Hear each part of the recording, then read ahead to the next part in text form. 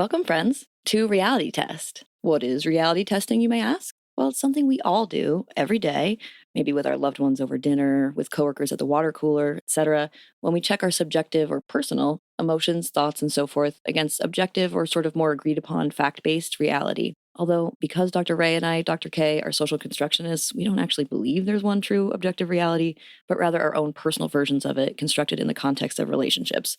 But you get the idea. So here in Reality Test, we're going to be testing the castmate realities and the producer antics of our favorite reality TV shows against what we know as licensed psychologists about the reality out here, off of our TVs. We hope you'll join us as we attempt to reality test. That's it. Thanks, y'all. Now check out our campy theme song. Are you feeling stressed? Your head's all a mess? Well, let's forget all the rest. Fuck it, we're blessed, because it's time to talk reality test.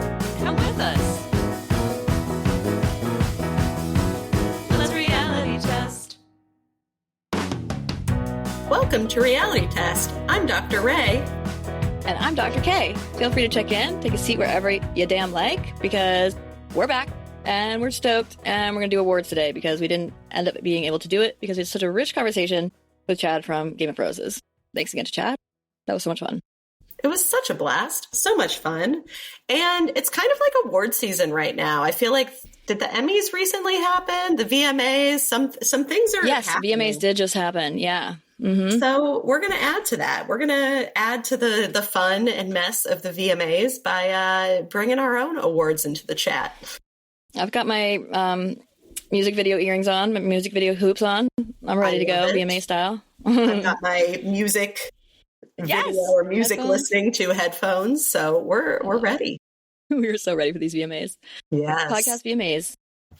I love it. Reality podcast VMA style. Yes. So we will jump right into that after we do two segments. First is check-ins. So what is on your heart and mind today, dear Dr. Ray? What is on my heart and mind? That's a great question. I'm trying to think. Oh, I'm in the Cape this weekend. I love the Cape. Yay. It's so fun to be here. We're getting our floors refinished. So I'm excited to see that when I return home. And also it's just lovely. The weather's really nice. And it's now officially the off season, so we can get into restaurants and stuff. So we are enjoying our Cape time. I love that. It's so fun that it's not only good Cape time, it's also good productive time, because then you'll get home to a project being done, and home reno is always so fun. And I know you particularly love it, so that's great. Yes, all good things. So it feels self-care abounds. Yes, exactly. Very positive. But what about you? What is on your heart and mind today, dear Dr. Kay? It's nice weather too for that, by the way. So I would say mine today will be my nerd alert status around crafting, because I'm trying needlepoint for the first time ever. I did one already that was I'm not adulting today, I think it says, which was like okay, but then this time I'm doing one that, like, now that I know the ropes, I'm doing one that I base off of a drawing that my niece gave me. I'll show it to you when I'm done with it. I'll show it to everybody. I'll put it on the video because I'm like loving how it's coming out. So I spent a long time working on that today, and I was just enjoying it this morning, being able to do a little sedentary activity with the time I had off of work this morning. So that's what's on my mind. Oh, it's so nice to do things unrelated to our job, because so much of our waking lives is occupied by our damn job. And even outside reality TV, or when you're like, because I know we both love to watch reality TV as a pastime, which is so much fun too. But sometimes we need to mix it up, do some different hobbies. Yes, a little dissociative. The TV is the dissociative part. And so then doing less dissociative, more like active things. We like to play a lot of long games.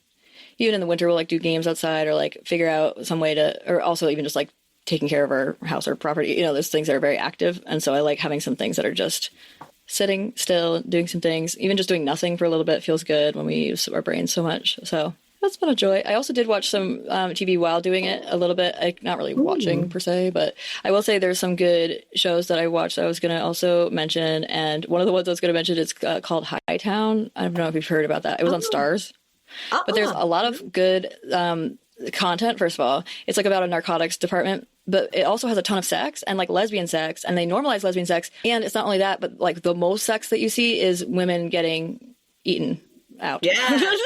We see a lot of going down on women, and that is the best because we're so used to seeing like blowjobs, and it's so phallocentric in most TV shows and this was male directed, so I didn't have a whole lot of hope, but it is actually much more feminine in terms of the sex scenes are much more female oriented, which I love, and I love the lesbian content. And I thought the main character must be lesbian in real life because she is incredibly good at it, and she's married to a man, so I actually don't know her sexual orientation, but she's married to a man. But I also, so like part of me was like, oh no, like why not gay people in gay roles? Like, give queer people roles. But she's doing a fantastic job, and she may very well be bi. So I didn't actually look much further, but I didn't have the moment to do it. She's great though. I love her. So definitely recommend that show. Good content. High Tide or High Town? Sorry. High Town. High Town. High Town. Cool. Mm-hmm. Oh, yeah, it's on Netflix right now. So it's a Starz show, which is always good, right? Like Starz and Showtime, I like have no access to because I don't have that kind of thing, like whatever DVR or some cable satellite. So I just watch things that then get picked up by streamers. And so the fact whenever I see a Starz or Showtime, I'm usually going to try it out. Or AMC is another one. If those get picked up by Netflix or something, I'll try them right out. Usually I'm not disappointed. So this is one of those. Ooh, it has 3 seasons. I might have to check it out tonight. Yeah. Because we're check it out tonight. I insist, because the other thing that's amazing about it that's feminist is that the first 2 credited people are the 2 women in the show, like the first 2 credited. And I was like, yes, that is exactly what it should be. I was a little bit surprised too, and I just love it. And the second credited woman after the lesbian woman of color, who's the number 1 credited, who's the number 1 character, after her is a sex worker. She's white, presenting at least, but she's a sex worker in the show. She's a stripper. And so I just absolutely love that is the 2 top credited people. They're both fantastic actors too, and they're in the 2nd season so far too, so I hope they stay, but they're both fantastic. Highly recommend. You know Starz. There was a show on Starz called, I think, P-Town, which stands for like Pussy Town, which was about like people like pole dancing and stripping and stuff like that as their job, and it was like pretty much exclusively or almost exclusively like a cast of people of color, and it was just a really good, fun show. It actually reminded me in some ways of True Blood. Obviously, it wasn't about vampires, but kind of like a Southern Gothic-y kind of vibe, and it was just really good. But I stopped watching. I didn't watch the 2nd season, and I should have, because it was a really good show. Oh, that sounds great. I'll definitely check that out. Have you seen Broad City with Abby? And I just cannot stand how good that show is. It's so funny. Another good one that might be randomly located. I actually don't know where it is now even. I thought I watched it on HBO, but that's not right. It wasn't on HBO. So I don't remember how I saw it, but it's such a good show. Highly recommend. It was on Comedy Central, I think. So funny. Where we get that. I think it started on YouTube, right? It was like a YouTube channel first, I think. Was it really? I didn't know that. I think so. And that got picked up. Yeah. Yeah. Learn something new every day. I know, right? And then now fast forward, and she was in the movie Babes with Michelle Buteau. Alana Glazer was. And Abby was in a movie. She was in one of the movies about the neighbors or whatever. So they both kind of got big from Broad City, which is cool. As they should have. They're both freaking hilarious. Very funny. I will just say one last thing because we're talking about sex workers and strippers in particular. We'll just say that also I just heard this song. It's funny as fuck, and I think it's called like Peach or something. It's God Bless You. Y'all, this is Dr. Kay hitting pause because the song is actually called Bless Your Heart. Not God Bless You. Bless Your Heart makes heaps more sense as well for what the song is about, since people say bless your heart in the South, meaning kinda fuck you in the politest of ways. So that makes my description of the lyrics make a little more sense.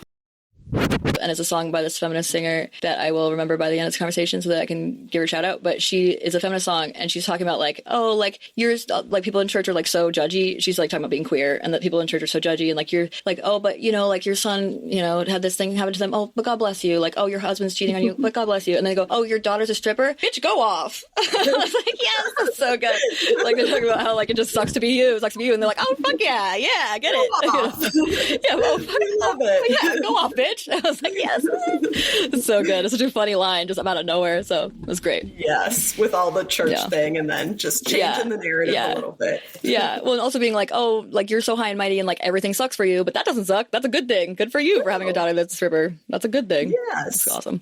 Yeah. Like subvert the stigma kind of thing. Yes, exactly. That is not something I would say is bad for you. I would not say that about that. So not at all. I like it. That was fun. Yay. Okay.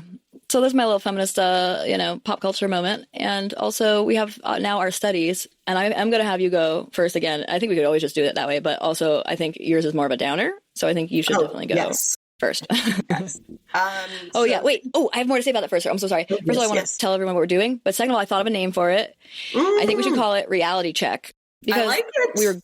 That was originally going to be our name, but everything's called Reality Check in the world forever, like so many podcasts. But it's not our podcast name; it's a segment name, and we're doing a reality check by checking out what's in the studies on the internet and also the other places we find studies that are not just on the internet. So we are checking research. The point is of this segment, we're each episode going to bring you a study that we've been thinking about that relates to the social media or relates to the reality TV or whatever, something we've been noodling on, even if it's not related to those things, to help us all think about a certain thing more. So what did you bring for us today, Dr. Ray?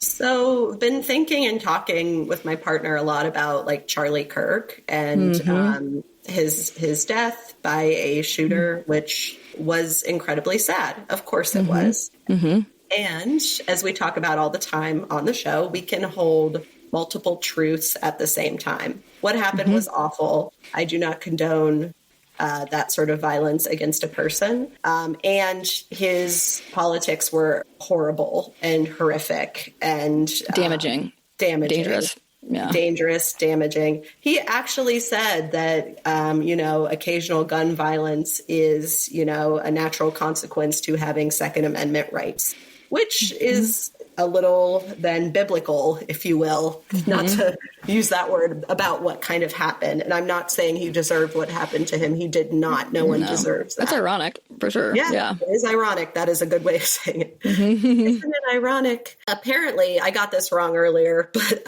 apparently some people on the far, far right have been comparing this to I think it's called like the Reichstag fire that was one of the facilitators of the Holocaust, and being, people in the Nazi party being able to kind of crack down on laws related to like communists and those on the far left or whatever. And they kind of used that event to validate their actions in some way, because sometimes when things happen, like, you think about 9/11, people then use emotional reasoning to make sometimes faulty decisions, like, searching for weapons of mass destruction for years and years and years and never finding them, right? And people use these sorts of events to forward political agendas, which is incredibly scary, and is something that is a concern here. That's already being used. Yeah, exactly. Yeah. And by Trump. Trump's like, his voice is more powerful than ever. Or like, just sort of being like, this is, and then obviously like the previous and Democratic presidents having to also come out and condemn, shooting politicians, because of course they should and do have to, but then that also gives Trump extra like leeway to be like, so let's all like learn from that, just like gives him more runway for using this to like martyrize maybe, Charlie Kirk. Yeah. And there were, I think, Democratic politicians that were shot a few months ago and killed in their homes, in their fucking homes. And then the same guy tried to go to multiple fucking homes and like, no, you know what I mean? It's also like, what the fuck? And did we hear much from them about that? No. No, I think some on the far right were mocking what happened or like taking it very lightly. Yeah. And it's not to go too tit for tat, but it's like, it's just the rhetoric can be so dangerous around stuff like that. And it's scary to think about what might come of this.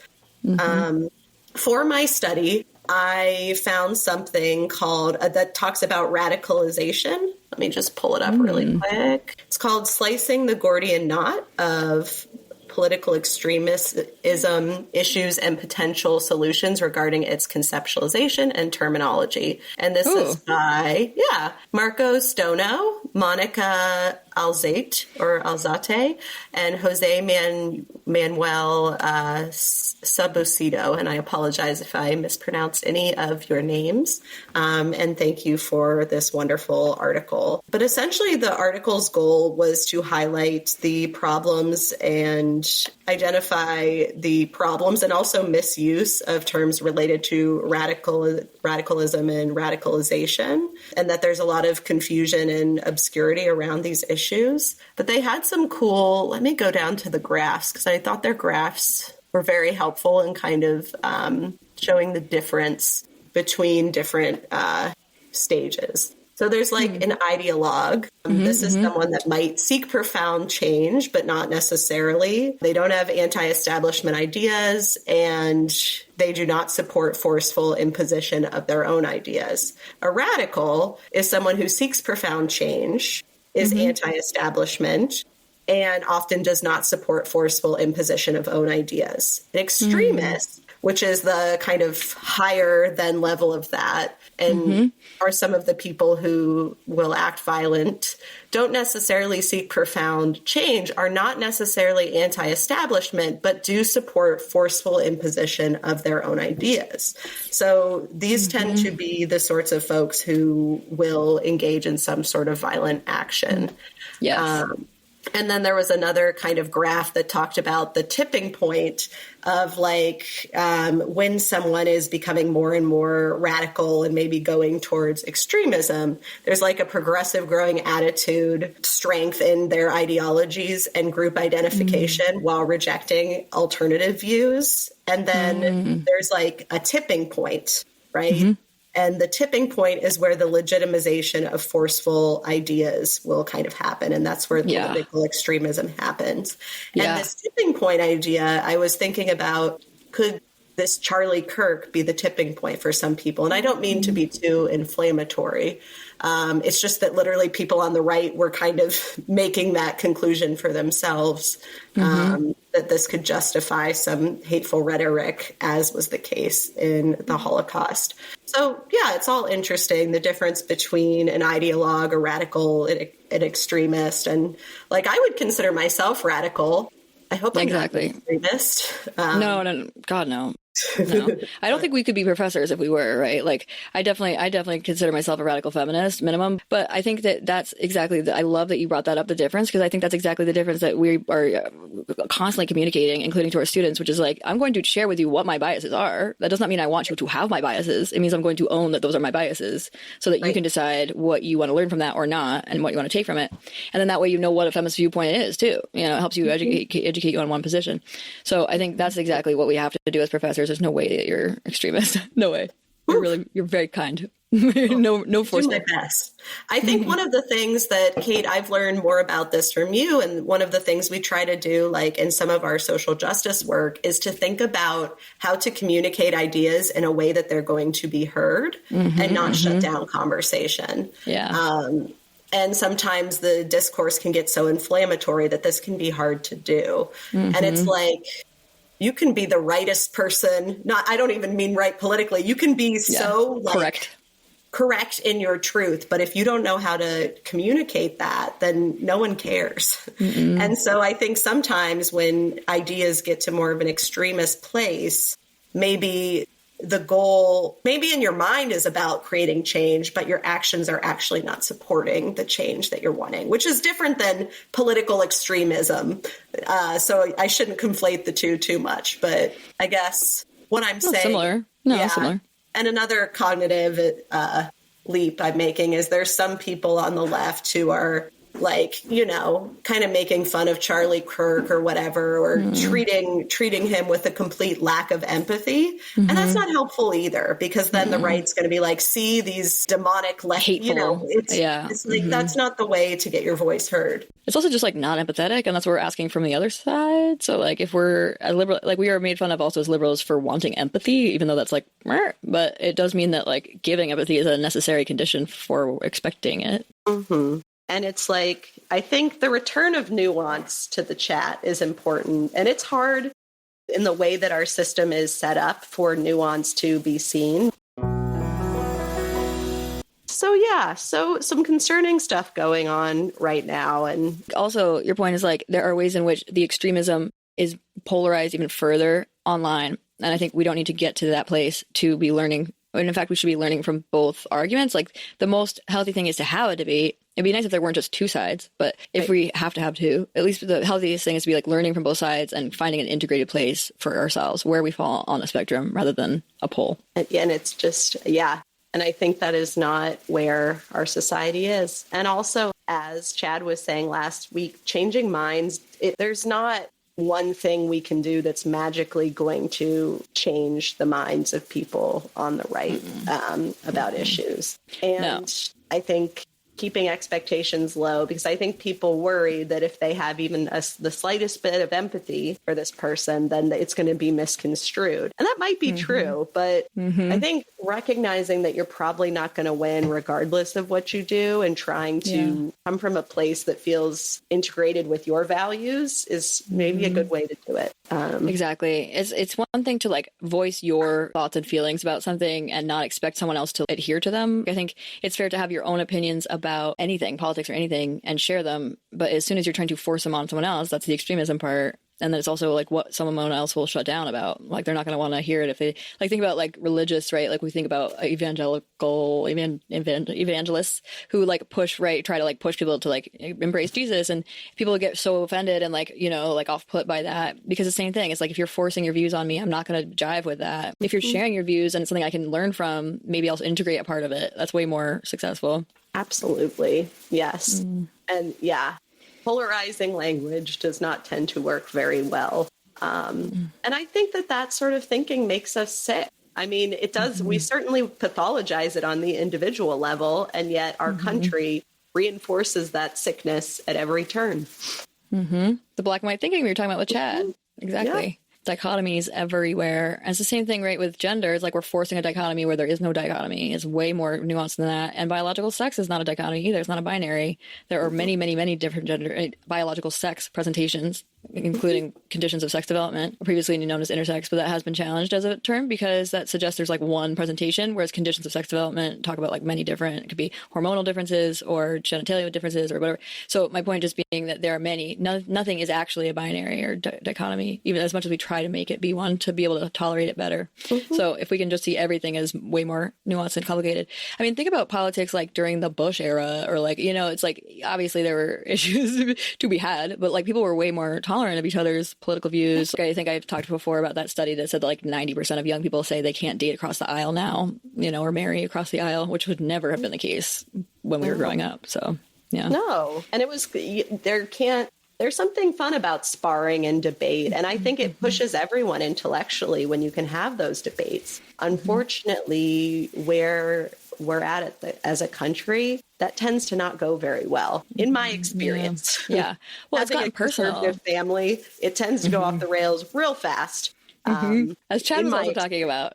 I didn't even think about how that related to you too. That's so funny. I wasn't even thinking about that. I was like, students that come and talk about, but you're exactly right. Like you have that same experience as Chad too, where it's like having conservative parents and then being the liberal one that sometimes gets like diminished or like, you know, dissed in some way in the family is like, oh, you're so high and mighty, or, you know, whatever. And it's like so sad because it's sort of like, oh, I'm actually just like trying to like add another perspective. I don't know, you know. And if we only come in with that sort of gentle approach, which is like what we are trying to do, we're trying to have all of us do with each other, is like have a gentle approach, then it just gets like rolled over, you know, like steamrolled over. So that's what I think makes liberals become more fierce about it, because they're like, if I come in with what I hope to get from you, you're not going to hear me, and it's just going to did it. And I think the other thing is because it's become now about like racism and bigotry and sexism and heterosexism, it's just become so much more personal. And so it's hard. It feels like if I talk to someone as a queer person or, you know, as a woman, right? If I talk to somebody who is a Trump supporter, my immediate thought is like, okay, they think I am bad because of my identity, you know, so automatically I'm going to be on alert in a way I wouldn't have been 5-10 years ago. Right. 10, 20 years ago, 10, 15 years ago. The stakes of these conversations feel high, and it's so damaging in so many ways. And it's sad. It's sad where we're at as a country. It's so sad. Yeah, it would have been one thing before if you were like, here are my views on the democracy versus or Democratic versus Republican views. Like, here are my political views. And someone was like, nah, I don't really agree with that. Versus me being like, I think that Trump is racist and sexist. And someone being like, well, yeah, but I don't really care about that. Like, I don't care that he is. Like, who cares? It's like that feels so much worse than someone saying, I don't care that you like fiscal conservatism or whatever. You know, it's like there's just so much more at stake if you just say that you don't. If you dismiss my views on what's wrong with Trump, then that just feels like you're dismissing me and my identities rather than just like my political views. And dismissing like human beings and like whole groups of people. Yeah, just so, and it makes me feel, I know that this is not the truth, by the way. I know enough people with these identities to know this is not the truth. But my immediate reaction is, how can you have so little empathy for so many groups of people? And what I've found is when people interact with more groups and have more experiences, they have more empathy for those experiences. Yeah. But if you're not interacting with different groups of people, it's really easy to not understand them. Yeah, absolutely. Yeah, there's like a famous article on facing stigma that the three best ways to address and reduce stigma are: number one, contact. So contact with the group that you're stigmatizing. Number two is education. So being taught about it. And then the third one is protest. And so those three are like the top. I think it's like Cal and Penn or something, it's like Corcoran and Penn or something like that, or the authors, but I could maybe do that for a future reality check. But it's a really great article and it's a great point. So it's like, but how do you increase contact for groups that don't want to be anywhere, that there are these groups that they've been told are evil? And it's just so sad. And obviously a big part of it is like what's on our cultural media, like what's on the news. The way that trans folks are villainized, the only way they're really talked about on the news is negatively. And then even in liberal media, it's still like it's not there yet. We're not there in any type of media. So, right, there's like RuPaul's Drag Race when we think about other types of media, so like shows and movies, but they're still so isolated. Like these shows and movies are so isolated, they're not like the mainstream. And so we have so far to go. And I think the more cultural representation there can be that's closer to contact than not even seeing anything about trans culture. Absolutely. Hopefully things will move and that group of people, trans folks, will not be so tokenized and their bodies won't be so constantly on the line and up for debate. It's awful. It's so fucked up. And it is something that like we've repeated with marginalized group after marginalized group. And it's sort of like, have we not seen that it goes horribly wrong over and over again? And like we are talking now more than ever about the effects of oppression and marginalization. So we know this is not working. Let's find another approach. And the other thing I want to say quickly is that Alan Cumming, the most amazing bi plus man in the media culture, and also the best host of a reality show, Traders. He was on and guest hosting Jimmy Kimmel. I don't watch Jimmy Kimmel, but I watched his monologue from that, and it was incredible. Cool. I was bawling. Like, so he was talking about trans folks as being like superheroes, like they're born with something inside that's very special that they want to share with the world, and that they have to wear a mask, and that they only want peace and justice. And I was like, they do just want peace and justice. They're not trying to hurt anybody. Like the number of people have used their transness to sexually assault somebody in the bathroom, like zero. Really, like they would be treated better if they were just a rapist than if they were a trans person trying to, it makes no sense. Our country treats rapists better. So that just as an agenda is wild. And it obviously is coming back to what you brought up just now, is the whole conversation happening with Charlie before he was shot around the idea of, he's like, but like how many mass shooters have been trans? And the student was like 5. He's like, too many. It's like, if you think about out of the huge numbers of mass shooters, 5 is extremely low. So it's just, the way that rhetoric, if that student hadn't known the answer, that rhetoric was very quickly going to go the way he wanted it to, Charlie did. So that's why it's so dangerous, some of the rhetoric he's using. Yeah. I don't agree with any of the rhetoric that he put forth. He, I think, had a lot of hate towards groups that he did not understand, and that's a shame. That's a shame for him and for the people who support him. Yeah. Yeah. And then for all of us because of that, and particularly for those in the groups that he's targeting. And I will also say it was the first stop on his long tour of doing this at a bunch of colleges. And that is a dangerous group to be, misleading in my opinion, or like, in my opinion, misleading. It's a dangerous group to be misleading also in my opinion. So I don't know, but I just, it makes me sad very much so to think about the like way people are sort of fed. There's like conditioning in general, right? And so like to then also in a college where it's supposed to be kind of a time to like explore outside of the views of your parents and sort of experience it tends to be a little bit more liberal leaning in terms of colleges, depending on the college you go to, of course. But so to have it be another place for additional conditioning towards hate is sad. Well, it sounds like you have a slightly more optimistic study that I would love to hear about. I do. Okay, but that was a delight. Thank you so much for sharing. And I think it's so on target because we also wouldn't be able to talk about the current events really if you hadn't brought that up. So I'm really glad you did. I want to also say that the artist who sings the song that I was talking about, it's like God Bless You is what it's called. Nope. Bless your heart. Is by Tilly. Lowercase t, lowercase I, capital LL, and then lowercase IE. Tilly. Love. She's a feminist singer. We like. Gotta check her. So yeah, check her out. Check out God Bless You. Nope. It's so funny. So good. So I'm going to talk today. This is a little bit related to what we were talking about with Chad. And so that's why I was noodling on it more, but it's thinking a little bit more about like where we're headed with technology, And so like what's real, right? Like what are we were talking about that and metaphysics. And so I wanted to go the route of how are we headed towards the use of AI for good in terms of growth and development. So what's a BCI? A BCI is a brain-computer interface. So a brain-computer interface is used in many different ways. And one is it can detect brain activity. It can also trigger brain activity. So one of the ways it's used, first of all, one brain-computer interface is actually just an MRI, right? But those are super expensive. Another way to use a BCI brain-computer interface is to use electrodes that you put on your brain, much more, travelable. You put the electrodes all over the scalp. However, an emerging trend happening right now is actually to surgically implant microelectrodes directly into the brain so that you don't have to wear the net on your head kind of thing.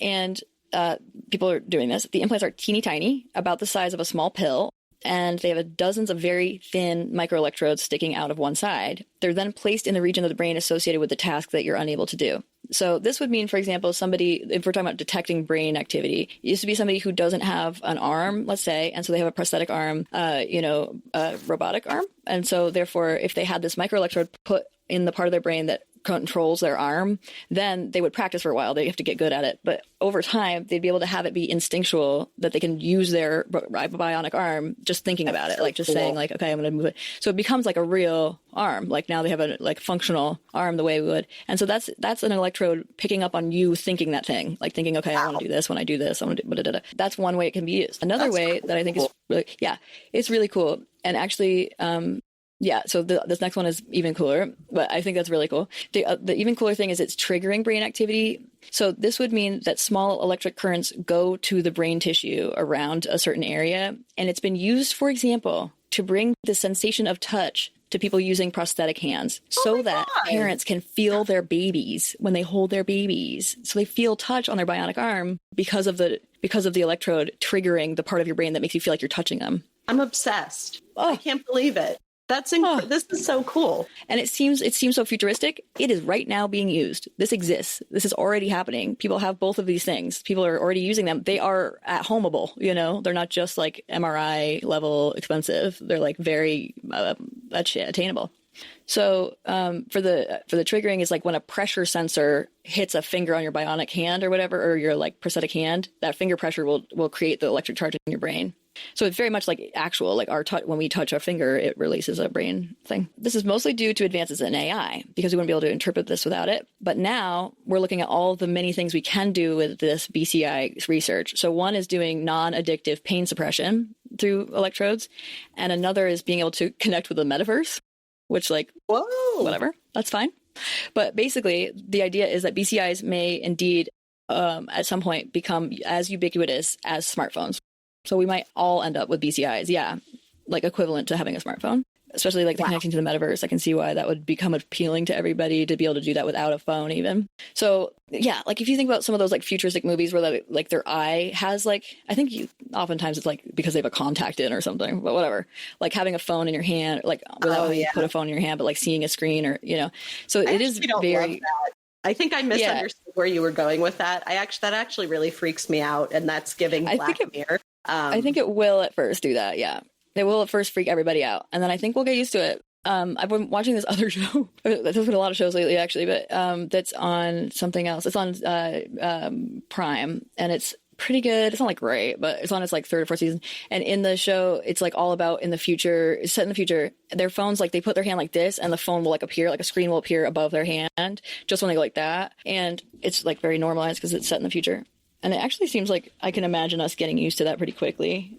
So it took a quick hiatus, looked it up. It's called Upload. And the idea is the hand thing I was saying about the phone, but also in this, they created this like AI world that you can go to when you die. So you get uploaded into like a world that you then become an AI character essentially, but like you really experience it like you're really there. And so your identity kind of never goes away, or your soul or something, but it becomes like an economic issue, because if you don't have money to go to upload, then you die for good and whatever. So it's an interesting kind of take on the future. But in other words, that being set in the future, it normalizes a lot of some of the stuff that I think is coming up like this, and like being able to see a screen without an actual screen being there. And we're already there. And already exists. So it will just get normalized for everybody to have it. So I think BCI is like that. Like we'll all have some sort of version of it that makes it easy. Like if you think about how many people have AI goggles now, right? Like kids and whatever.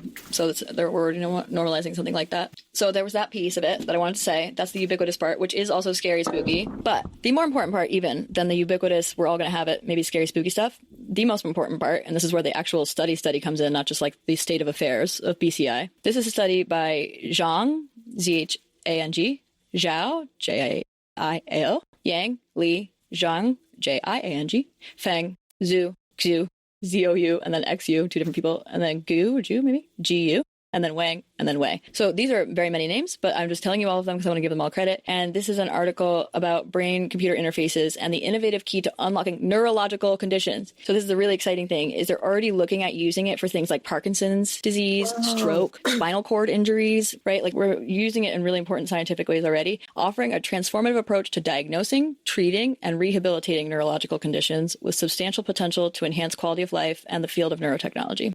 That's cool. So that's really I'm excited about that. Yeah. Wow. That's, I mean, that could be huge. And it's so good to hear about the positive ways that AI might be changing our lives, because I think as academics, we have to sometimes deal with the unfortunate parts where like, did you write this? Did AI write this? How do I understand your thinking about these issues more? What's you? What's the computer? But I mean, this all sounds, and I'm sure there's downfalls to what we're talking about that I don't understand because it's not my area, but it sounds cool. And it sounds like it can really help people to live better lives and to suffer less. I like it. Exactly. And this Zhang et al. Study that I'm talking about, you can just look up like BCI and Zhang, probably, and it'll come right up. But the study I'm talking about, they looked at, it's basically like a meta-analysis because they collectively look at, they do a synthesis. It might not even be quite technically a meta-analysis, statistically speaking, but they look at like a synthesis of all the studies of what we're already doing. So those aren't things that we're just like looking forward to. Those are happening right now. We're already using it for things like Parkinson's. And so in addition to looking at what we're already doing, they're looking at like the next steps and where we're going to continue to innovate. So it's an exciting article. Wow. Oh, thank you for sharing that. That was really rad. Yeah. A little hopeful after the sad political thing. we need both. We needed that about the state of the world. We really covered the gamut with our article reviews today. We do, and we did today. And it is true, we got to hold both. It's the whole object thinking. We always try to, have more, hold multitudes, as you always say. I sometimes catch myself saying that, or like, we contain multitudes. You sometimes do. I'm like, oh, hi, Dr. Ray. I say noodle much more than I never said it before, and now I'm like noodling over things all day. So it's so many ways. Keep noodling. We rub off on each other. Good thing. Yeah, I love it. Okay. Also, talking of social conditioning, that's how we know we're in a social constructionism. It's social constructionist world. Okay, so we can move into awards now. Potential. I'm excited. I love it. I will say my shows include quite a few things, and one is Bachelor in Paradise. I might like tweak that to be more about the reunion as I go through some of those, because since then I watched the reunion, which Dr. Ray hasn't seen yet, so I won't get any spoilers if you have not seen it yet either. Fine, listeners, you. And then if you haven't seen it and want to see it, just so you know, it's on YouTube. So you just look up Bachelor in Paradise reunion. The other thing is it's also on their Bachelor Happy Hour podcast if you just want to hear it. I don't recommend that because you can't tell who's talking, but it exists. So in addition to Bachelor in Paradise, reunion / the finale, I'm also going to talk about Are You My First, which is a show about virgins, and it's fantastic. And then I'm also going to talk a little bit about Perfect Match, just because that was included over the past summer, which we're including, as well as Big Brother, The Challenge, and then Love Island, a little pocket of Love Island here and there. Actually, I think just once. So that's a full spectrum type of shows there. What are you going to be sharing about today? I've got two. I'm doing Bachelor in Paradise, Love Island. So a smaller segment of the reality TV universe. I love it. That's great. And that's great that we'll have some things that probably everyone has seen, and then some things that maybe will tempt you to watch some like challenge shows, I suppose, since those are out of the norm for us. Okay, so in our awards shows, as you may or may not know if you're a new listener, we do 8 different awards. We give them to any reality TV that we're watching, and each of the awards have the word test in them because we are a reality test after all. So you'll hear some funny emphases as we say the names of them. So for this first award, it is Protest This Mess, where we talk about the meanest, saddest, drunkest, or most obnoxious, etc. moment or castmate. So what mess are you protesting Dr. Ray? This, I would say, is more saddest, because I don't actually think that Sean from Bachelor in Paradise is mean. I think what his action was it made me feel sad when he exposed Kat when he was feeling hurt. It really, I know it created drama, which was a good thing, but it was just so petty and weird and not important. And of course she was talking to her ex before the show. Who cares?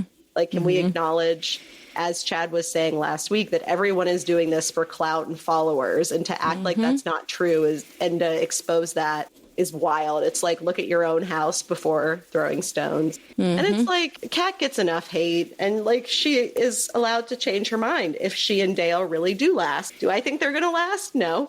But that's not my actual problem or concern, really. No. I just thought it was really unnecessary and unkind, and I didn't like it. Didn't like it at all. Yeah, I agree. That was unnecessary and unkind. And I think it went a little far into personal spaces. I will say too about the Kat and Dale thing, they're still together, as we know from the show, and the reunion, they're still together. I agree about not knowing how far it will go. Part of what I was thinking about with Dale is his past with Claire, and he really got a lot of heat for not sticking it out with Claire. I think all of her fans gave him a lot of heat for that. So I think he probably is going to be motivated to try to at least while it's still socially acceptable, try to be socially acceptable in how long he's with Kat, so who knows? I agree. It might be for show at this point. I don't know. I appreciate that mess that you're protesting. I am also talking about BIP for this one. And I will say that it is a little bit more complicated now that I've seen the reunion, but that my mess that I was protesting was Kat being saved over Bailey for that vote. And it's not more complicated in that way, because I still feel very strongly about that. And I think it really ultimately came down to 3 white women versus 2 women of color.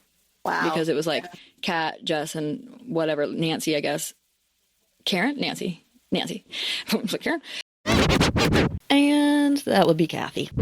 Against Bailey and Alex. And so that made me really sad. And I didn't like that the way that came down to it. And then I also, on the flip, on Perfect Match, I really didn't love Lucy and Daniel winning this season, or really even how they set that up this year, because I really like Sandy from Ultimatum. I didn't mind her with Louis. I liked that biracial couple, and they were just fine. They're great. I thought they were great. And they didn't even get a chance to go for it because of how they did the ending. And I didn't like that. I didn't like how that worked out. I did not like Lucy and Daniel winning, because I think Daniel was trouble in the way that he was treating Lucy. He was clearly really threatened by how lovable she is. And he was he gave her and told her he was embarrassed by her, including one time because she was laughing too loud. Nope.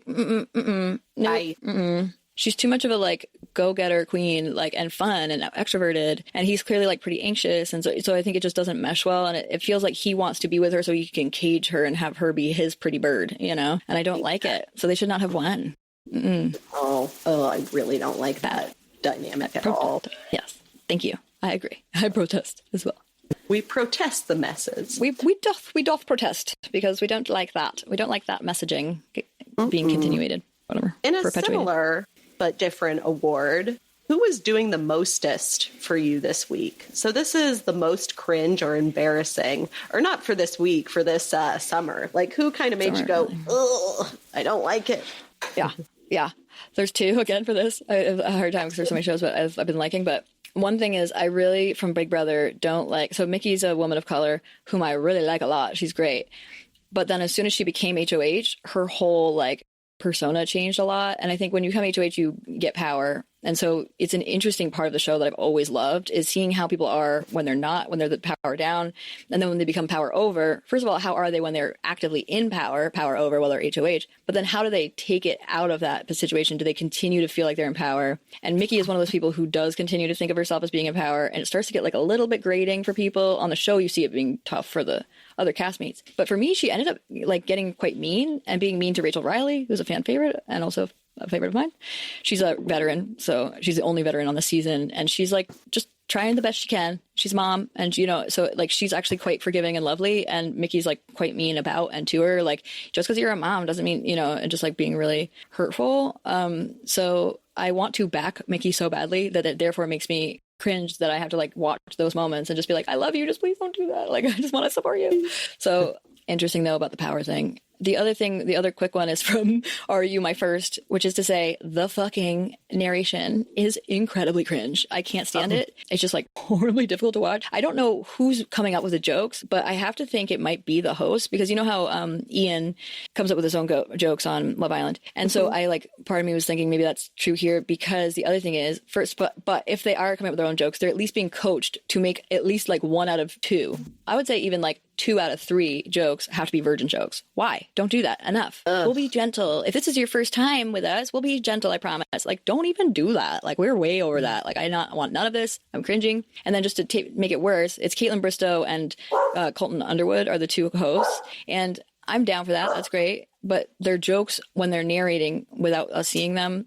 hers are like just incrementally better than her jokes. They're both terrible. They're both virgin jokes, but she's funny and he's not funny. So his are just like really painful, and they're both like sort of making fun of the cast members, which you don't want that. No one's going to want to do the show if they think you're going to make fun of them. And then on top of that, it makes them look silly. But on top of that, the virgin jokes, I just like want to cry. I like can't stand it. So if that was removed from the show, I'd be all in. But otherwise, I'm already like 5/6 in, because the biggest issue is just the narration. But the rest of it's great. Great cast members, good premise. I'm enjoying it. If you're going to laugh at your cast, there also has to be like goodwill. Like Alan Cumming laughing at Sandoval. Easy target. Easiest target in the world, because he's done awful things, right? And there was still enough like goodwill there where it's clear that Alan Cumming didn't hate Tom Sandoval. He found him amusing. And but you can tell the difference when it's just mean versus when it's like, when there's like kindness, but also like, what are you doing kind of thing.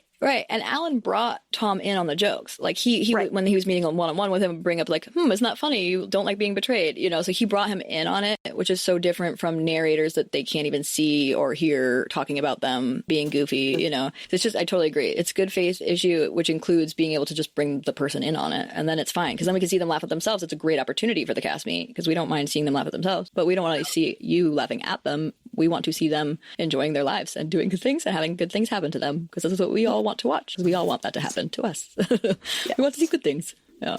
Loved it. So how about you for doing the most test? Okay. Spencer. So liked him at first because I didn't like him on his season. I found him a bit like toxic positivity vibes, and maybe still I feel that way. I'm not actually sure, but I don't think Jess wanted to marry him. So I'm like, what are we doing here? Like, I think she was unsure. I think she felt like he was too much too soon, and she liked him, but she like wasn't all in. And so I was so confused why they got engaged. And I was like cringing at him because it's like, he wasn't listening to her. Like, I don't think she was giving indications that she was ready to get engaged, at least with what I saw. Right. And I was like, what are you doing? I don't know. It's just like the whole thing. I think maybe this is his central relational paradox, where he like gets too excited when something feels like a good thing, and then he kind of pushes people away. Maybe that's what happened with his ex, which seems like it was really traumatic for him. I think he seems like a nice guy. It seemed like Jess was not as all in as maybe he was, and maybe she said yes for the good of the show. I don't know, but yeah, or vice versa, which is to say it was a mechanic of the game that she even showed invitation, like that was meant to like show drama, so that we would be like, oh no, will she, won't she, won't she? Because really the times that we saw her be hesitant, like once was when she was in bed that morning, and that really did seem like she was sort of like, oh great, but like really she could have just been saying that about something else, like because we were hearing his voice, we weren't seeing him say it, and then we were hearing her voice from bed, and so there is a way, like I think Game of Roses and Chad were talking about this too, that it's a common mechanism of the game, like mechanic of the game. So oftentimes there's somebody who's like not sure what they're going to do, and so it creates this tension about whether, if they're proposed to, will they, or will they say yes. We already knew Spencer was dedicated to proposing to her, so the only thing that's going to bring drama, other than the money, because of course they're going to say yes to each other, is if she's not sure, because then maybe she'll choose the money, you know. I think there was a way in which she may have been doing it for the sake of the show by being like, I'm not sure, it's a little fast, because then as soon as he said it, she was like, yes. And like right before he proposed to her, I said to Sean, my husband, I was like, because at first leading up to it, I was like, gosh, she needs to tell him you're not sure. Like, tell him, like, I really want you to just say something, because I can hear it in her voice, but he's not picking up on it. So he needs you to be direct. And then, he just was about to propose, I was like, or she's actually been like totally fine with it this whole time, and she's just gonna be like excited when he asks her. And then sure enough, she's like, yeah, you know. So I was like, I think it's possible either way. And either way, I think some of it's on her to also communicate it. But I think, yeah, it's true that there was some moments where I was like, that's pretty clear. You could ask her what her thoughts are if that really happened. And she said that at that moment, like, why are you sounding like this morning? Yeah. Why are you so sure about this? And yeah, she could ask him and he could ask her why she's so unsure. Yeah, totally. Yeah. I'm not sure they are ready, but I don't know. Who knows? We will see. And I wish them well. Whatever. She's moving in with him. She's moving down to Dallas or something. I think it's Dallas. Yeah, she's moving in with him now. And again, like, yeah, it's another thing where I think the reunion helps a little bit. Like, I kind of buy it. I think she seems pretty happy. It made me wonder again about the mechanic of the game thing. I think it might have been most like signs when they were together were pretty good, you know. They also said, like, as a good point, and this happens every season, like, because they were such a good couple, we mostly didn't see them. So we didn't see a lot of their story because we saw the drama instead. That's true. They were not bringing that. They were pretty solid the entire time from start to finish. Exactly. Day one. Yeah, totally. Totally. Oh, but good one, because I also was like, this feels so uncomfortable to see him, like, pushing forward in what feels like pretty obvious trepidation. Next award is called Testing 1, 2, 3, which is the best production ad. Like, it could be music, cinematography, direction, etc. Or you could think of it as like the best or worst producer antic. Ooh, so okay, I have two. The first, and I feel really strongly about this one, therapist on Bachelor in Paradise was not, sorry to call this out, I was not buying what she was selling. We talked about this a little bit off mic. I think her read of Kat and Dale was really off, because her saying like them winning and her being like, oh, but you know, he supported her. That's not what I saw, at least in the component that we saw. He was shutting down and she was seeking reassurance and he wasn't giving it to her because he didn't know what to do. And probably, like he did earlier at dinner, thought she was being dramatic or something. Like it was not this like grand couple moment that therapist made it out to be. The therapist also kind of undercut what Andrew and Alex had, which was like an awkward sort of humor connection.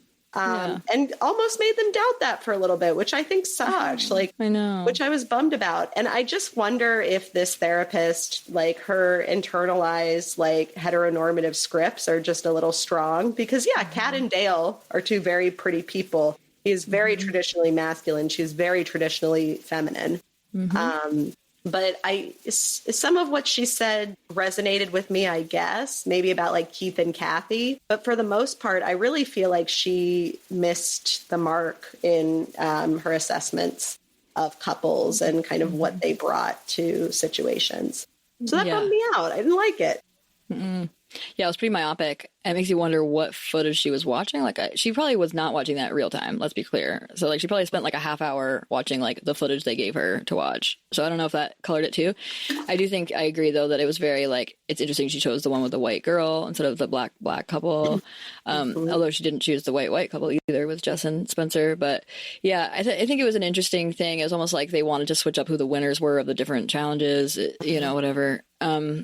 It also then led to Dale literally single-handedly voting out Bailey and Jeremy. So that also felt shitty that went down that way, especially when it felt like she was nearsighted as well. I agree with that. I think also the point of Alex and Andrew's love and playfulness is that creates the foundation for more chemistry to grow, especially when they're not on camera, when it's not weird for them to do that. And then also I think her point about him not really listening when she was trying to tell him how she wants to be kissed is fair, but I think Alex actually was okay. Like, they were just sort of playing with like the, you know, and she's still getting across to him that that's how she likes to kiss, which to me says they probably do kiss like that usually. He probably doesn't just go right in with tongue most of the time, because the whole point was like, how would we do it if it was the last kiss before the end of the world? And then he went full tongue. She's like, oh, you'd go full tongue, meaning like he doesn't usually go full tongue when it's like, you know, it's like he's like, I got to get it out there, I got to go for it because it's the last minute.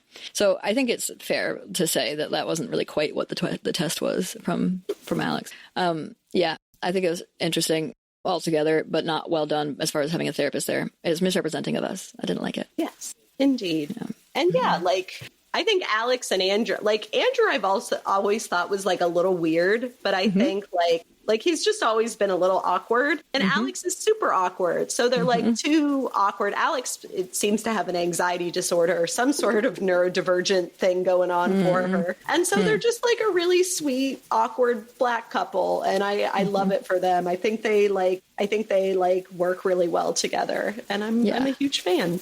Yeah, they're like lovably goofy together. Yes. They both like won't yuck each other's yum, they both want to like make space for the other one to be their full self, and it's really adorable and what's the word, like role model-y. Like it's a really good, you know, model. Yes. My second, I will say this and unsay it too.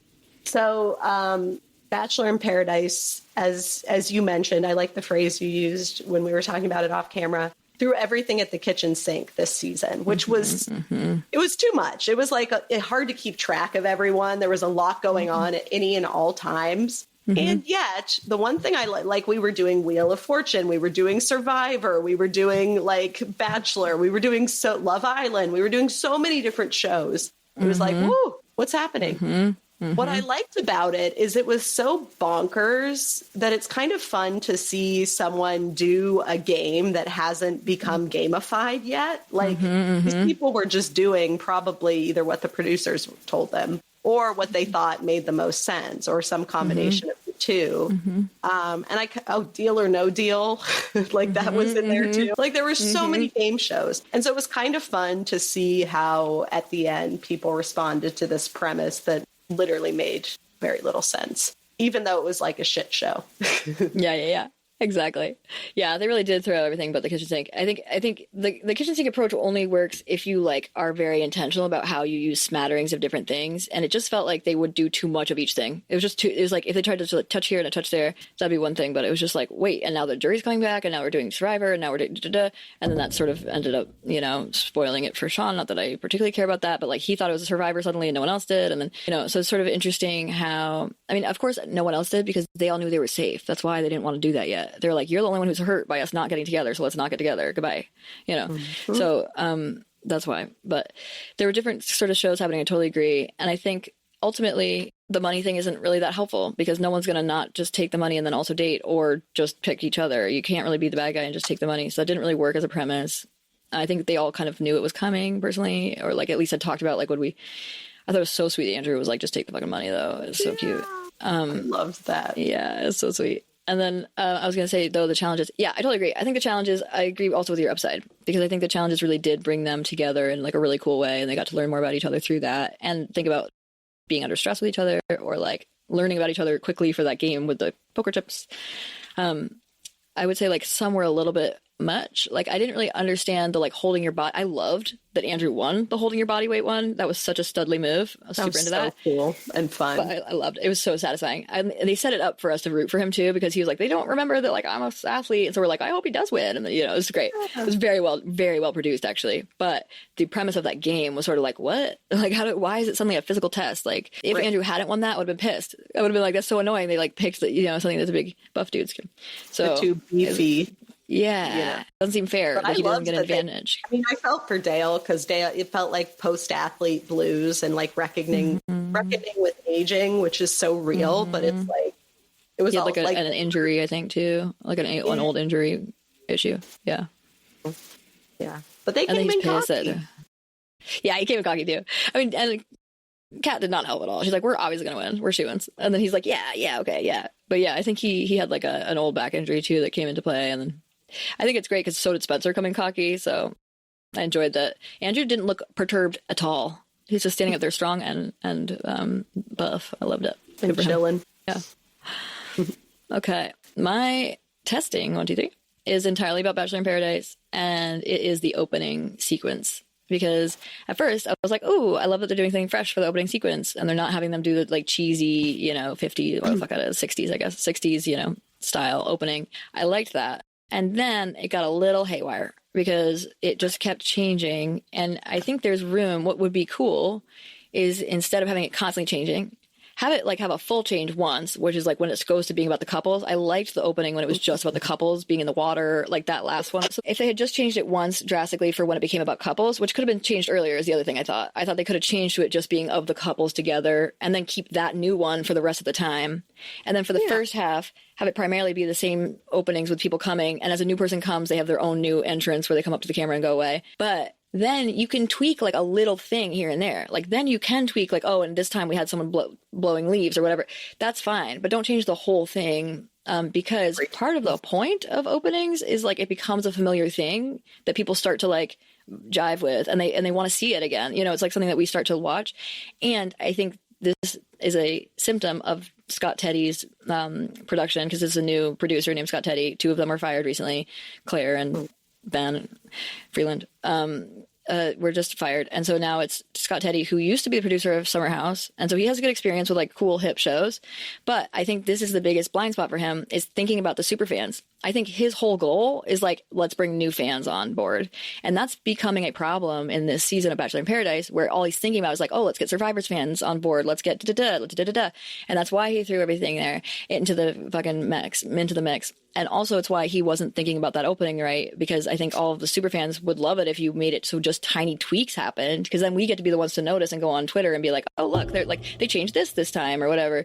And that's way more subtle. And therefore people feel like you're appreciating us. Like there's Easter eggs, you know, it's like we feel like we're appreciated as super fans if you make tiny tweaks. And people watch the openings for that reason. Like that's why we watch the openings, to see if there's a tiny tweaks, because that's fun, you know? And so he just went way too far in that way, just like everything else. He just went way too far and kind of disrespected the super fans, where it's like, we're still expecting to see some hallmarks of Bachelor in Paradise. We still need to see some hallmarks of it, those of us who are super fans. So like, you got to keep those there. And he just didn't do anything like that. Everything was so different.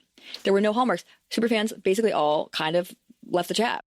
You know, it's like, sort of like, well, this isn't my show anymore. Like, hashtag not my president. So like, he might've gotten some new fans. I think he reinvigorated the castmates' interest in going to Paradise, because he wasn't actively traumatizing them, which is incredibly important. That is probably the most important thing that Scott Teddy did, was change the venue, make it so they're not getting actively traumatized. But I think he's going too far in the system of like the voting system of passing in the fucking iPad. Sean called it the passing the COVID system. You know, it's like pass the COVID around. Weird. Yeah. And they had all these like professional photos that looked really old. It was so bizarre. Yeah.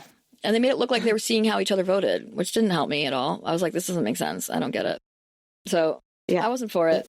Those kind of moments, but I think they could do things like that. Just keep it a little bit more in the general zeitgeist of Bachelor Nation in general, and bring it forward a little bit. So the reason I bring up that Scott Teddy also produced Summer House is that Summer House, when Scott Teddy was producing it, wasn't like a super fan show. Like they didn't have super fans yet. And so like, I think he's used to coming up with shows that are like new and hip and hot.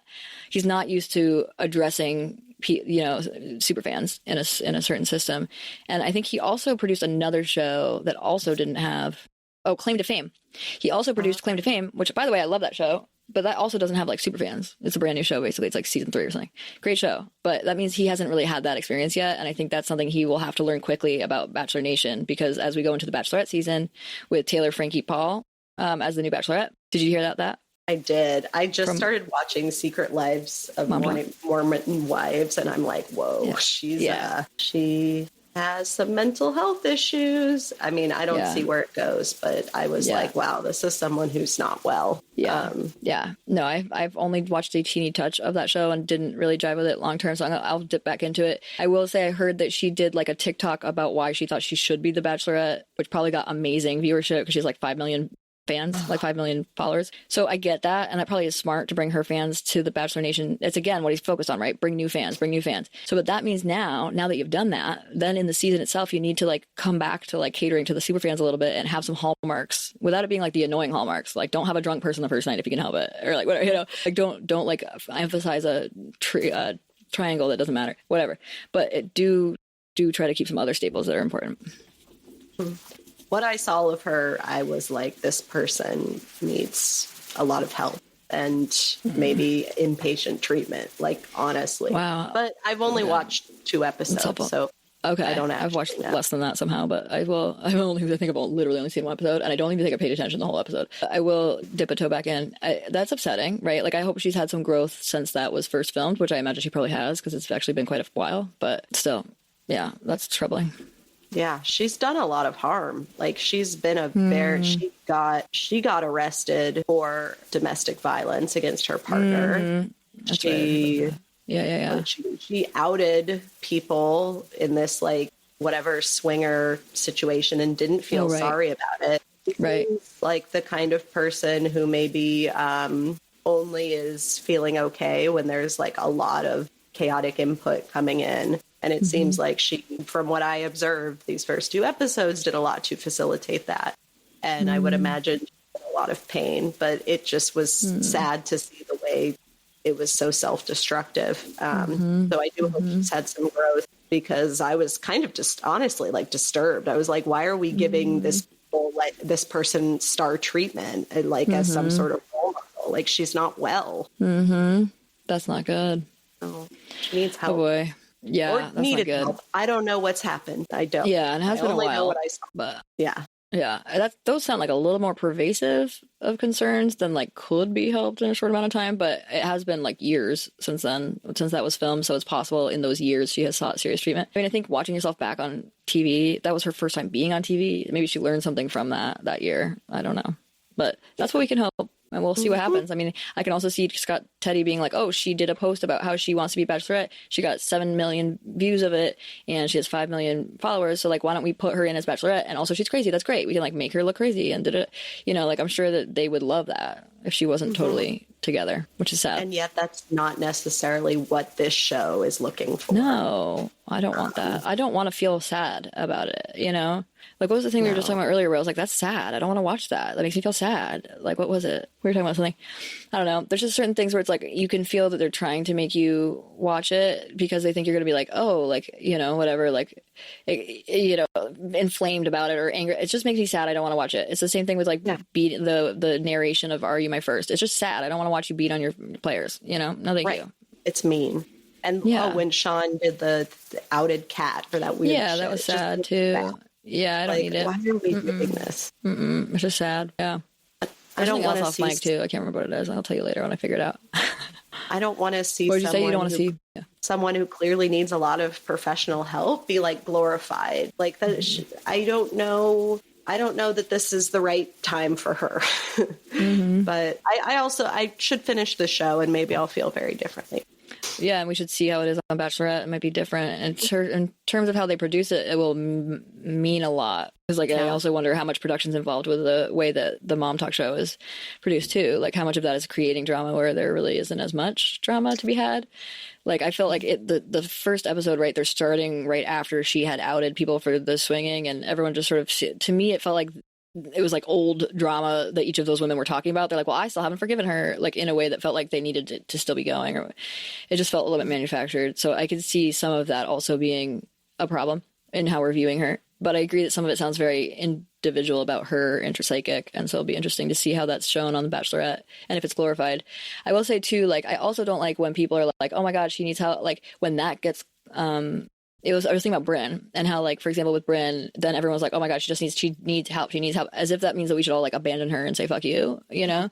And so like, it's at both ends. Like, I think there's a way in which we should see this. If that is what the deal is with her, I think we should also be of the mind of like, let's get her help, not be like, she sucks. Yeah, which you're not doing at all. You are taking this position, and that's why I'm glorifying how you are talking about it, not how they would talk about her. But there is a part of me that is like, so I can recognize the person in me can recognize people who might feel that way because what I saw was hard to watch. Yes, I think that's a really good reminder of like having so much empathy for like when someone needs help, we need to rally around them, not further isolate them and make them feel worse.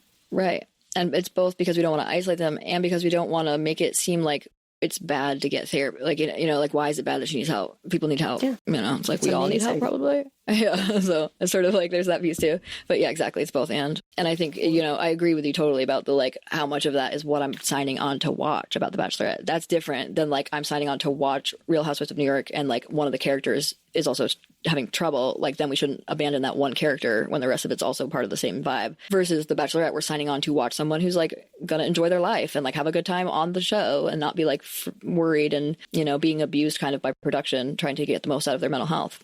That's different. Yeah, I don't love it. Well, who are we holding accountable this week? So we're reading the results after being tested. Like, who has shown the most or least growth from your perspective? Okay, for test results, I gave it to two people again, but this time it's for Rachel Riley on The Bachelor. I mean, not Bachelor, on Big Brother, because I'm stuck on thinking about Bachelor Nation. She was on the show 15 years ago. I actually loved her back then. Not a lot of people did, but she was a great player, and she had a lot of famous lines, like Floaters Grab a Life Vest, and she's fantastic. anyway, she came back, and I think she's so much grown. She's so grown. She was the first to have a Big Brother baby with her showmance from the first season they were on together. They like connected. They were both nerds. They liked science and physics and whatever, which is a science. And so they got together, and they've never been apart. It's so cute. They've never been apart since they've been together until now. It was just like the cutest little thing for 15 years. And I like her, and I like her style of play. And what's cool is she is adapting. So she's learning about their new style of play, which is completely different, and still teaching them about the old style of play. And so ultimately, she's teaching people how to play Big Brother in a way that also keeps her in the game, which is a very important skill. Like, that is a really neat thing. So I'm just really impressed with her. I also think she is very much mom vibes now, whereas before it was a lot more about like sort of romantic, or like the way that, you know, a younger woman has different things that they're focused on. She's now like momming. And so there was another player that kind of played Rachel by like going to her as if she did not like Rachel at all, because Rachel got out her significant other, who, by the way, was manipulative towards this person.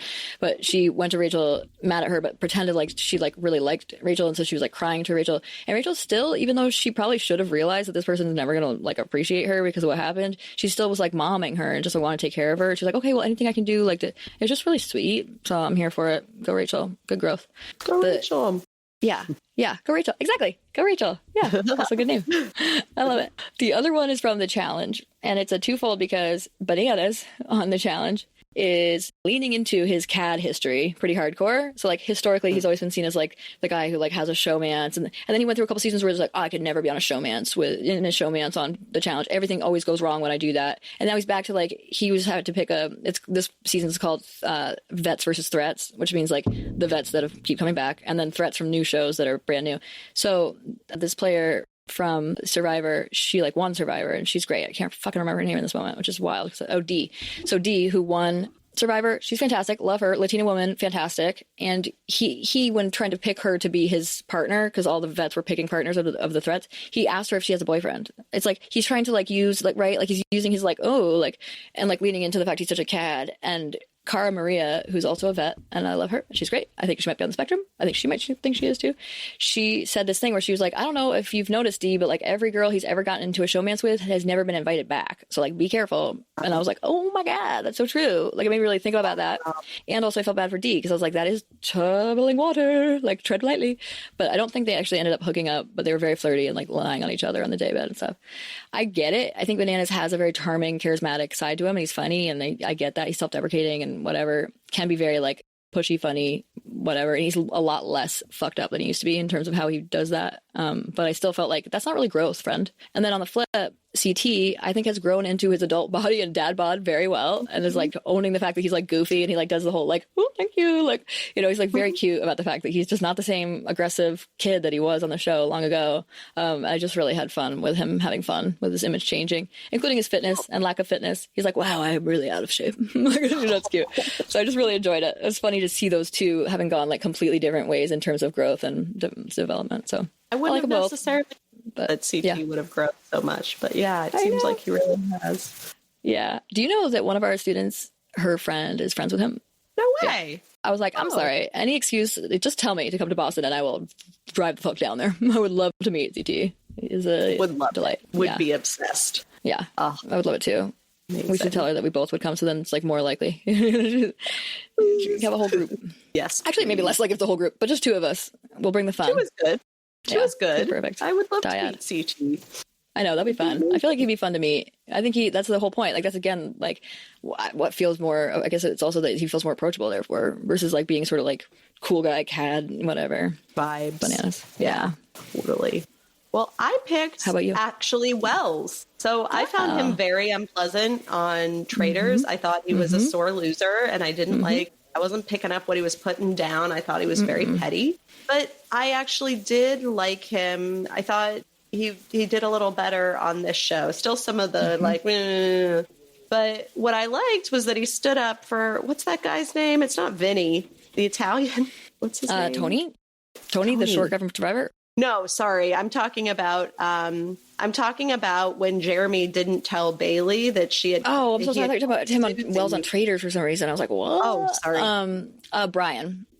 Thank you. When Brian told Bailey, Wells was the only other person who was like, wait a minute, who's the, like, why are we villainizing this behavior when this guy did some really shitty things? Like, I'm confused. And I really appreciated that perspective and that grounding, because it was like, what the fuck are you all talking about? It was weird. And that was one moment where I liked, God, I forget his name, even Brian. Wells. Brian. Oh, yeah, Brian. Even though for the most part, I find his behavior off-putting. But yes, liked that move for him. Me too. And just how he was treating Bailey during that conversation was so sweet and tender and authentic seeming in a way I don't think I've seen him with anyone else. Like Parisa, you know, on Jen's season, anywhere except in that moment, which was cool to see him like that. He's like, but I love Bailey and I just want to make sure she's okay. I just was like, yes, Brian, bring that energy. I love it. And also maybe feel that way about your significant other. Just touch. And don't ignore her to prove a weird point when she's like showing you any sort of vulnerability, like he needs therapy, I believe. Like everyone does too, therapy. But yeah. I wouldn't like, she was one person I learned more about her as a person and presentation on the reunion. So I definitely recommend watching that. It actually shifted my view a little bit. It didn't shift me like pro Brian over Parisa at all, but just it helped me like flesh out a little bit of how I was thinking about it. And I will say that Brian, I still felt the same about, but I just had more feelings in terms of Parisa too, just learning about her a little bit more. He definitely still has like a very bro-y, like, I don't want to tell you my favorite color, like whatever, like very off-putting and sort of whatever, standoffish way of being in the romantic relationship that I find weird, because he wasn't like that at all with Bailey, for example, or, you know, so I think there's something for him about romantic love, and I agree that would be helpful to talk through with someone. And I again think actually every single person on the show could have used somebody to talk to that wasn't that couples therapist. Oh, no. No shade. So, well, actually shade. Yeah. A little bit, just a touch of shade from your fellow psychologists. So we're just, you know, coming with love and feedback. Yeah. Indeed. So tell me, dear Dr. Ray, about your answer to my favorite award, TESTosterboned Award. Yes. TESTosterboned Award is our most patriarchal, also white supremacist, misogynist, and heterosexist. So what was the most patriarchal, etc. moment or castmate you saw?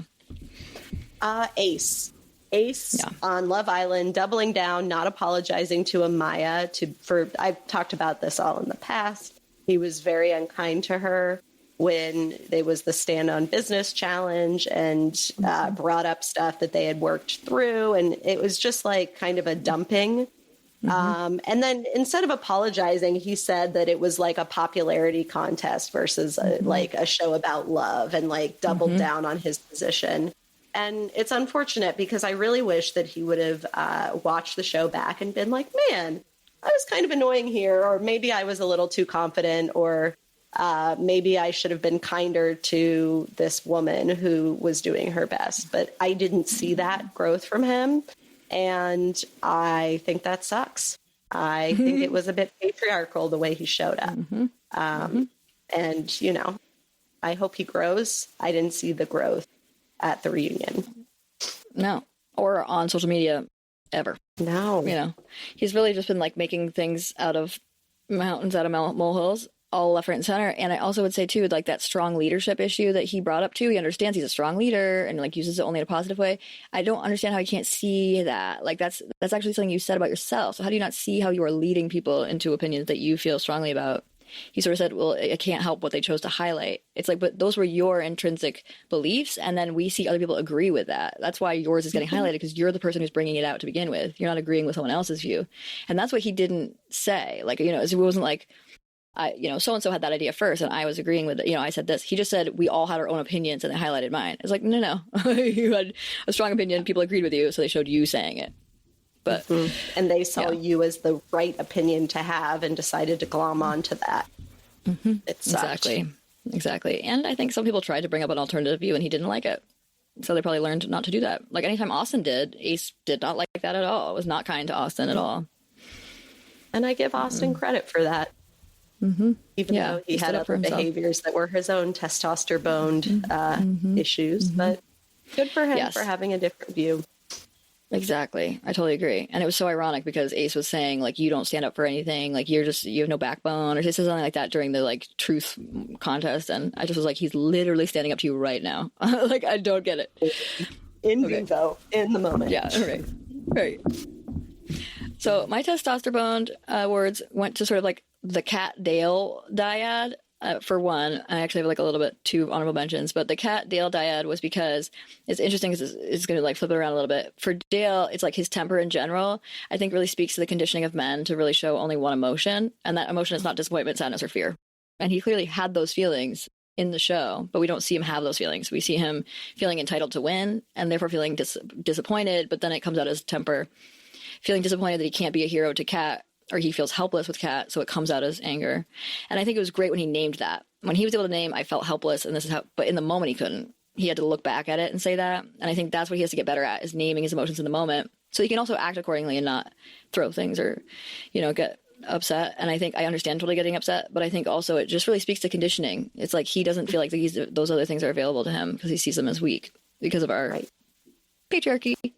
The other patriarchy thing that happens is that with Kat, she made this comment where she said, it's been a while since I felt the girl love. And that's a product also of patriarchy pitting women against each other to compete for reduced resources. Something also our white supremacist patriarchy does for people of color, all marginalized groups.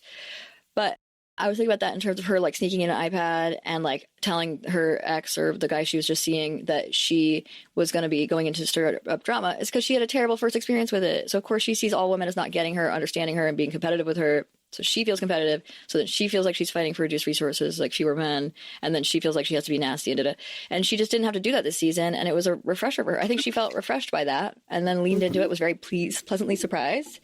So I don't think of it as a bad thing that she felt that way, even if I didn't agree that everyone comes in for drama anyway, which I do. I think everyone's coming in just for fame and drama. But I think she expected not to get along with the women because she hasn't historically gotten along with a lot of women, and I think it was nice to see her have a new experience with that. And it spoke to the patriarchal shit we don't like.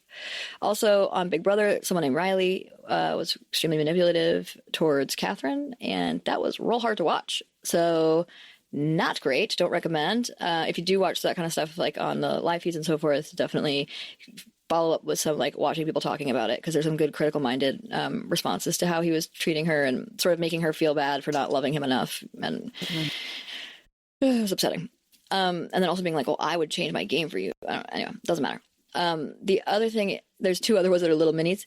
One is just, I'll say, Godwin on Are You My First? Because he straight up goes, oh, I don't believe in gender roles. But like, I do think that like the man is the head of the house and the woman should like be making dinner and like I'll get home to her having dinner. It's like, so what? Like, what did you just say? Because that's what that is. Like the most traditional. He also talked about like hunting for women. I don't know. So nope. And then very clearly patriarchal.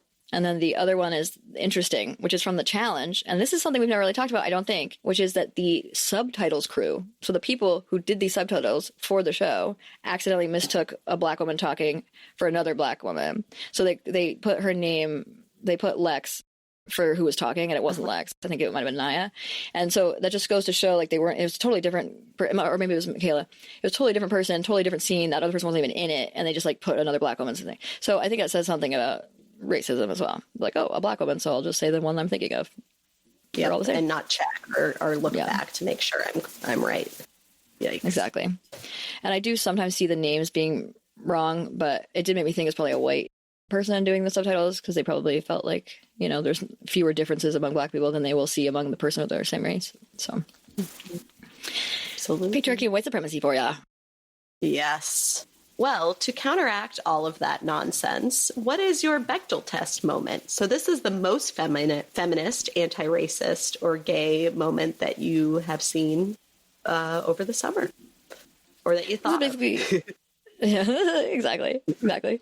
One of the things that came to mind was Ariana's behavior on the Love Island reunion. We already talked about that, so I don't need to go into that further. I will say also she asked Jaden, the woman, if she wanted to say more. That part in particular I really liked, where she was like, I feel like there's more coming.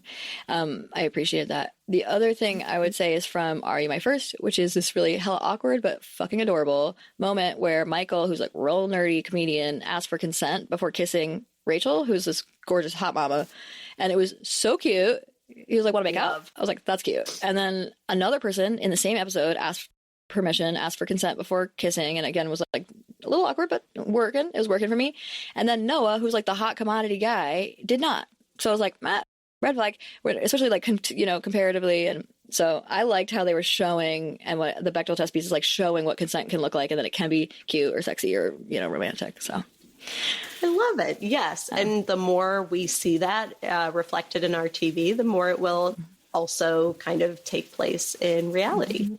And young men will look at that, and people of all genders, and say, I need to ask for consent before I kiss. Yes. So, love. Yes. Love, we love, like love. it. We like it. And there's a way to like ask for consent and not have to do it right. That like, I think it can feel, some people just want to be like grabbed and made out with, and that makes sense too. And like, I think you can also give each other consent and then not do it right then. You can say like, I just wanted to say, I want to be able to ask for consent. I don't always find it hot. I don't know if you want to just like give consent. And then like in the moment, if you're not feeling it, I'm totally fine if you just go whoop, and like they come up with like a backup plan if someone doesn't feel it in the moment, but like set groundwork, and then later you can just like passionately make out. That's whatever. Just like set some ground rules, be explicit about it at some point. I feel like can be a move.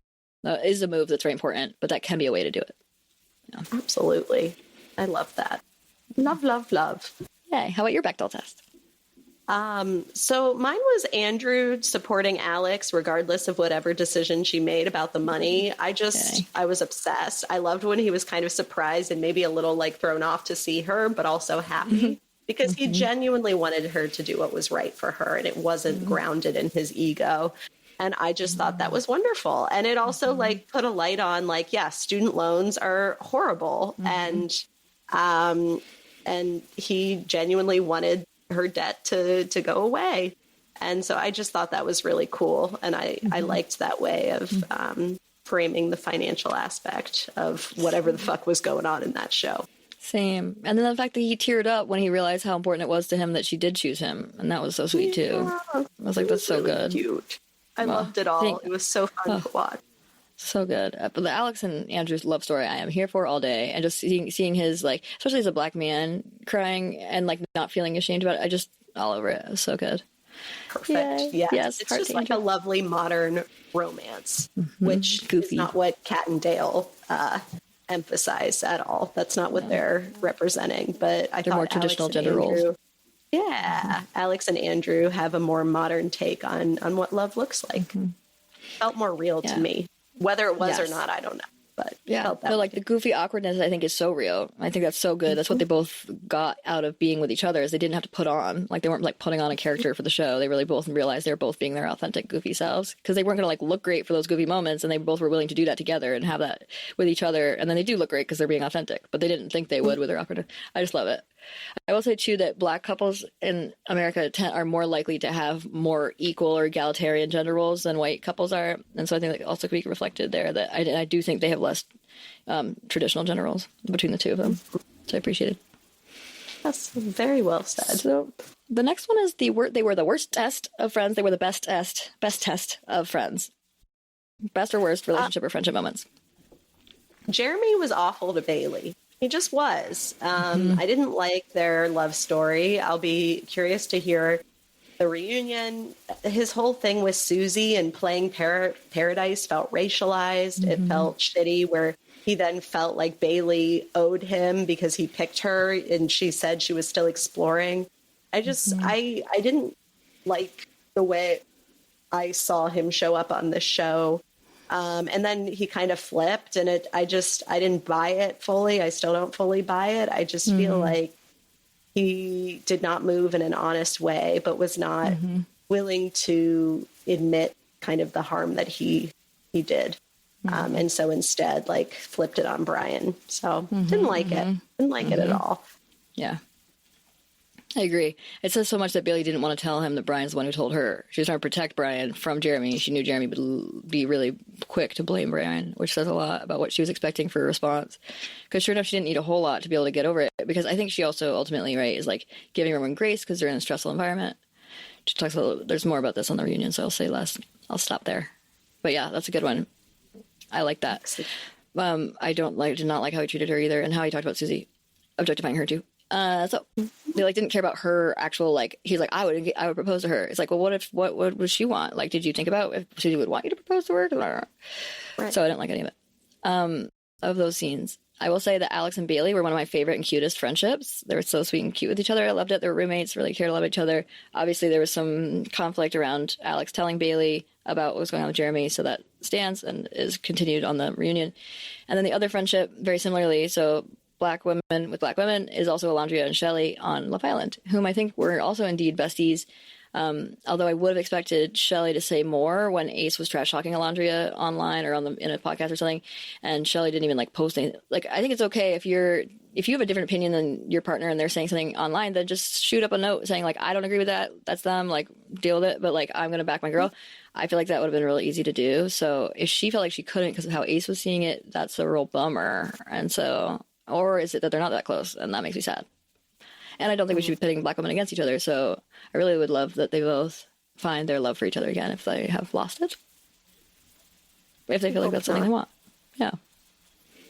Yeah. Sucks. Oh, I'm going to have to look into that a little more because I'm not up to date on that. Yeah. And actually it happened a couple weeks ago. A couple weeks ago. Yeah. Last one. Last one. So is this me or you? I forget. You pitch it. Mm-hmm. Oh, I pitch. All right. So testimonial. So this is the best confessional or straight to camera moment that you remember from the last few months. Okay, I went like low-hanging fruit, just went for Bachelor in Paradise recently, and it was when Andrew said about that physical challenge. But people forget, I was a stud in college, and I was like, I fucking love it. I fucking love it. As soon as he said it, I was like, I'm obsessed. I'm obsessed. I love that comment. I love how he said it. I love what he's thinking about. And I was like, he better fucking win now. And I think they did do that purposely. They set it up nicely for him to win because he gives you some hope. But like, then so then you're like so relieved when he wins. It was just I thought that was well produced, but I also just loved the way he fucking put that. It was humble, but cute and like believable and hopeful and delightful. Go, Andrew. It was like instantly so charming and funny. I really liked that too. Yeah. So cute. Yeah. Great moment. But people forget, and I was a stud in college. I loved watching that challenge. It was really fun. Yeah, exactly. I don't like the premise of the challenge. I liked watching it. I also was reminded that like Bachelor Pad way back when had something similar. And I couldn't remember the exact thing, but I remember them hanging together over the pool. So I think they were just hanging together, like they were cuddling kind of, and they had to hold on to each other, and then one of them would fall undoubtedly. So I think that's the equivalent that they had back then. So that is similar, right? They were kind of going from this idea of like, how can do you have the strength, the strength of your relationship? Whatever the fuck. Yeah, exactly. I picked Andrew too, but a slightly different one.